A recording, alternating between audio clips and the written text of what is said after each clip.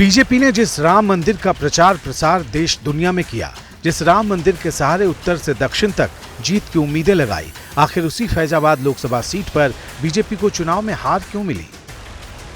ये वो सवाल है जो बीजेपी के बड़े बड़े नेताओं को बेचैन कर रहा है। अब जब हार हुई है तो इसका पोस्टमार्टम भी जरूरी है और इसी के लिए टीमें गठित हो चुकी हैं। यूपी बीजेपी अध्यक्ष भूपेंद्र चौधरी ने बुधवार को अयोध्या में हार की समीक्षा की। फैजाबाद लोकसभा क्षेत्र में अयोध्या समेत 5 विधानसभा सीट है। 2022 में हुए विधानसभा चुनाव में बीजेपी ने 5 में से 4 सीटें जीती थी। सिर्फ मिल्कीपुर में समाजवादी पार्टी के अवधेश प्रसाद चुनाव जीते और उन्होंने ही लोकसभा चुनाव में बीजेपी को पस्त कर दिया। हालात ये बन गए कि अयोध्या को छोड़कर बाकी सभी 4 विधानसभा सीटों में बीजेपी पीछे रह गई। सबसे अधिक विकास के दावे अयोध्या में किए गए थे, फिर भी वहां पर भारतीय जनता पार्टी हार गई। भारतीय मतदाता धर्म, आस्था और राजनीति के बीच में भेद करना जानता है। भारतीय जनता पार्टी जो बहुसंख्यक बनाम अल्पसंख्यक की पॉलिटिक्स करती है, वो जातीय पॉलिटिक्स में उतरी, सपा और कांग्रेस के पिच पर खेलने गई, जहां उसकी सफलता शून्य कही जानी चाहिए।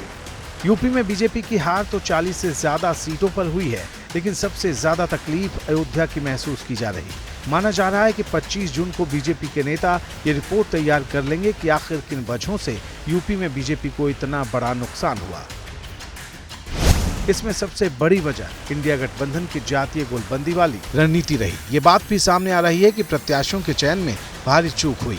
अति आत्मविश्वास और आरक्षण पर किया गया विपक्ष का प्रचार भी बीजेपी पर भारी पड़ गया।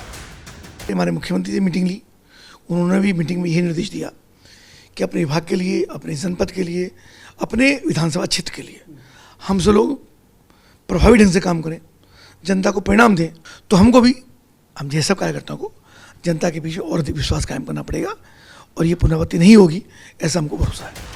बीजेपी जानती है कि अगर हार की वजहों पर फोकस नहीं किया गया तो संकट विधानसभा चुनाव में भी सामने आ सकता है।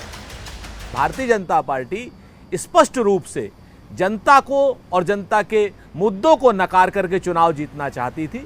जनता ने उसे नकार दिया। यूपी में बीजेपी की हार को हर कोई अपने नजरिए से देख रहा। किसी को इसमें इंडिया गठबंधन की सटीक रणनीति दिखाई देती है तो कोई बीजेपी के अंतर्विरोध को परिणाम की वजह बता रहा। कई हारे हुए सांसद खुलकर पार्टी के नेताओं पर ही भीतरघात के आरोप लगाने से भी नहीं चूक रहे। इसी में एक नाम संजीव बालियान का है, जो मुजफ्फरनगर से चुनाव हार गए। इस बार चुनाव में जो है पहले दिन से ही लग रहा था कि संजीव बालियान का विरोध जो है वो लगातार बढ़ रहा था। एक विरोध था, कारण तो बहुत सारे हैं, अलग अलग कारण हैं, लेकिन कई मूल कारण जो अब तक नजर आए हैं। एक प्रत्याशी का विरोध, दूसरा जातिवाद का बोलबाला, तीसरा संघ कार्यकर्ताओं और भाजपा कार्यकर्ताओं की अनदेखी। ये कई बड़े कारण हैं। सिर्फ मुजफ्फरनगर ही नहीं, पूर्वांचल की भी कई सीटें ऐसी हैं जहां बीजेपी के हारे हुए सांसद भीतरघात का दर्द लेकर बैठे हैं।